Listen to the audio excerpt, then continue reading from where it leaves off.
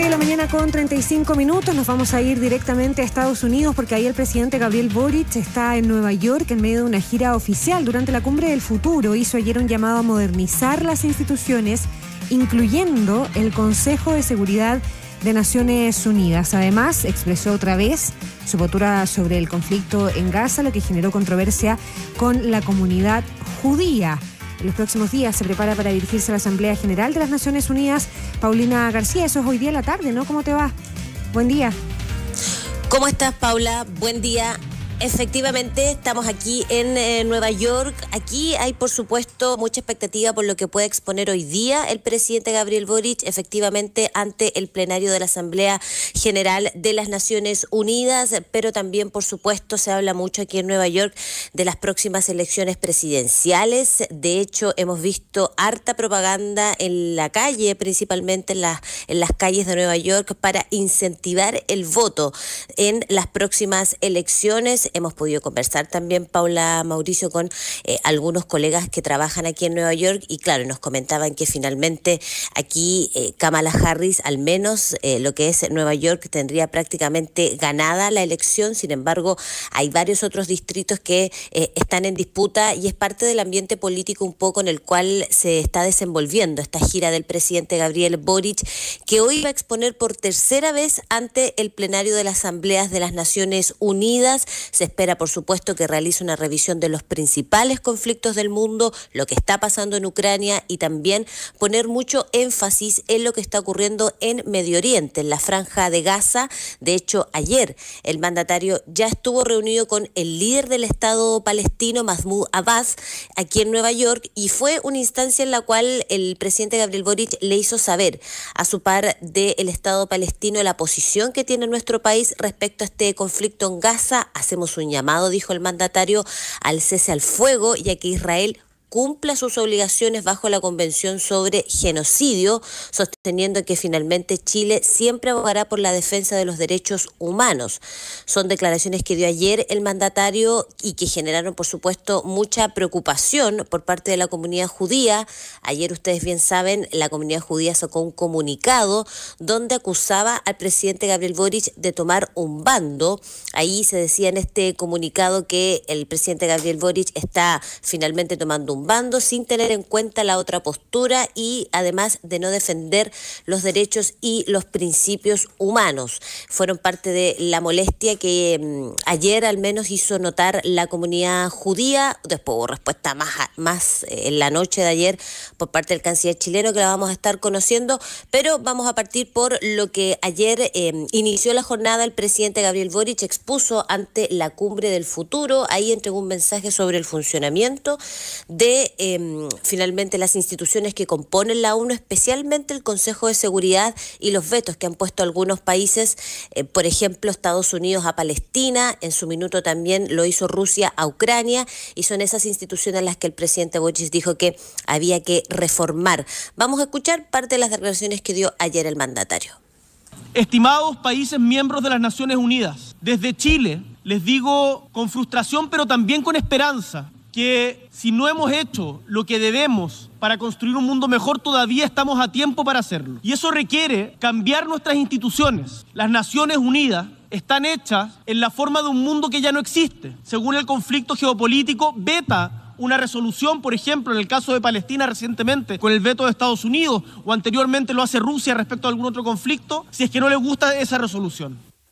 Bueno, a ver, hay varios puntos aquí, Paulina. Uno, no confundirse, esto era en el mismo escenario, pero no era la intervención que se espera para esta tarde en la Asamblea General de Naciones Unidas. Este era el Congreso, esta Cumbre del Futuro, donde también intervino ayer, sí. y da la casualidad que uno lo ve ahí como en la misma puesta en escena. Pero es el mismo fondo. Era otro trasfondo y otro escenario y otro foro en el fondo.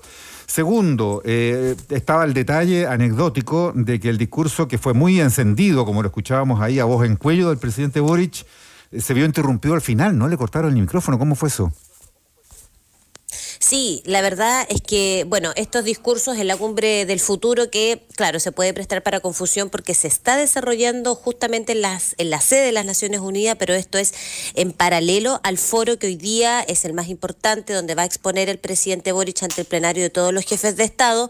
Pero ayer, en la cumbre del futuro, el presidente Boric tenía 5 minutos para dar su discurso y fue en la parte final, cuando el presidente Boric ya se había excedido en ese tiempo, que desde la organización, claro, decidieron cortar el micrófono y ahí nos quedó incluso el audio un poco entrecortado porque finalmente estábamos en el plenario escuchando, pero en la grabación que nos mandaron después, ahí queda más en evidencia esto de que le cortaron el micrófono. Fue un momento, no se alcanzó a percibir tanta incomodidad ante el plenario, claro, por ese hito, pero que fueron los que estaban muy pendientes del presidente, lo que nos dimos cuenta, pero sí, fue un momento donde ayer el presidente tuvo algunas dificultades para terminar su discurso. Ya, eso es lo anecdótico. Y en lo de fondo, ojo, cuando el presidente Boric critica al Consejo de Seguridad de Naciones Unidas porque está el veto, recuerden ustedes que ante cualquier decisión, incluso de la misma Asamblea General, puede haber una abrumadora mayoría de países y el Consejo de Seguridad, que integran las principales 5 potencias del planeta,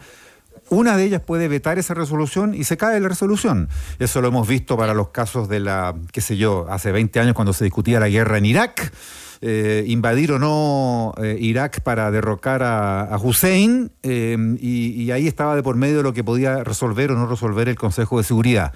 Pero es que pretender a estas alturas del partido cuestionar esa institucionalidad, yo no sé si es o ingenuo o se está embarcando Chile en un movimiento internacional en sincronía con otros países para buscar reformar realmente la ONU. Esto siempre se ha debatido y Chile ha estado más bien en esa línea.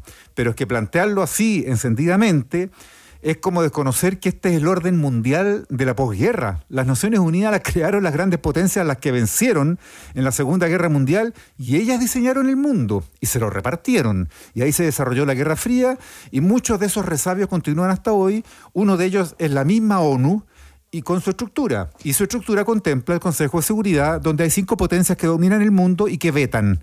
Claro, ahora cambiar eso es lo que quiere potencias que son emergentes y que quieren aspirar a estar ahí, incluso potencias muy grandes y muy importantes como la India, como Brasil y otros, pero hasta aquí eso no tiene visos de cambiar, salvo que hubiera un movimiento. Claro, que no sé qué tan abrumador tendría que ser para pasar por arriba de Estados Unidos, de Rusia, de Francia, de Gran Bretaña, de China. Ahora, no por muy instalado ese orden de posguerra no se puede cuestionar. Por eso, digamos. ¿Qué mismo efecto podrá tener ese cuestionamiento o cuán articulado tiene que ser ese movimiento para que se termine en algo concreto? Ahora, ahí hay que poner sobre la mesa, sí, que Boric también se había reunido con el secretario ejecutivo de Naciones Unidas, y esto fue tema también con Antonio Guterres. Y siempre se puede debatir, pero cuando se plantea en estos términos, uno esperaría que hubiera una sincronización con otros líderes mundiales de algún peso superior al de Chile, porque el que Chile plantea esto es como un grito en la oscuridad y que nadie sabe de dónde proviene, digamos, no tiene ningún destino. Lo otro, respecto de la reunión con Mahmoud Abbas, hay que distinguir una cosa y no puedo no mencionar esto, Paulina. Es el hecho de que Abbas, en su origen y más allá del conflicto ahora con Israel, es enemigo de Hamás. Hay una disputa de liderazgos por el gobierno de las Palestinas, si uno lo quiere plantear en plural, si uno plantea que la Franja de Gaza es un territorio que tiene su propio gobierno, que controla la organización terrorista Hamás, integrista, religiosa, ultraconservadora y asesina, si ustedes quieren, versus la Autoridad Nacional Palestina, que lidera un líder democrático como Mahmoud Abbas, que busca, mediante el diálogo, la construcción de un Estado palestino, que no olvida que los de Gaza también son palestinos, tanto es así que el propio Mahmoud Abbas ha reiterado muchas veces que son uno solo y que frente a la amenaza de Israel se unen en esa causa, y él solidariza en esta con la población de Palestina que está en Gaza, pero él no solidariza ni empatiza con los gobernantes de la Franja de Gaza, que son Hamás. Son líderes, son rivales, han chocado. Hamás arrebató incluso a la Franja de Gaza de un tiempo a esta parte el control de ese territorio palestino. Y la Autoridad Nacional Palestina, que lidera Mahmoud Abbas, gobierna en la Cisjordania. Y ahí tiene también un conflicto con Israel por los territorios ocupados, por la colonización abusiva de Israel sobre territorios que son palestinos, a las puertas de Jerusalén, en la misma Jerusalén incluso, y que Israel ocupa de una manera que a ojos de cualquier observador democrático e imparcial del mundo es una ocupación abusiva.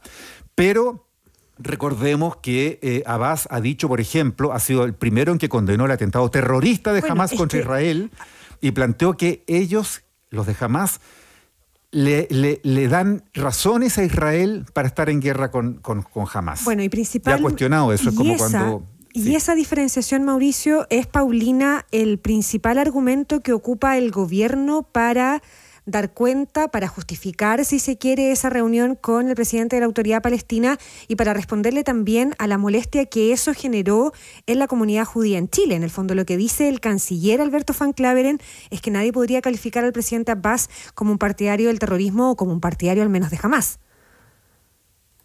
Sí, la verdad, Paula, es que ese fue el principal argumento que ayer entregó el canciller Alberto Van Claveren cuando se le consultó por esta polémica con la comunidad judía. Ahí una de las primeras aclaraciones que hace el canciller es defender finalmente al presidente Mahmoud Abbas sobre también varios cuestionamientos que habían surgido previamente a su rol con el respeto a los derechos humanos y a la democracia. Vamos a escuchar lo que dijo el canciller Alberto Van Claveren. Creo que ahí en esa carta se incluyen aseveraciones muy injustas, sobre todo respecto de la posición de Chile frente a Hamás. Chile condenó en los términos más enérgicos las acciones terroristas cometidas por Hamás el día 7 de octubre en territorio israelí. Y Chile apoya con toda su fuerza también la causa de la liberación de los rehenes israelíes que permanecen en manos de terroristas de Hamás. Bueno, pero además de la ONU, hoy día el presidente Gabriel Boric va a participar en otra cumbre relevante también en las Naciones Unidas, que es esta cumbre contra extremismos que está organizando el presidente Lula da Silva y también el presidente del gobierno español, Pedro Sánchez.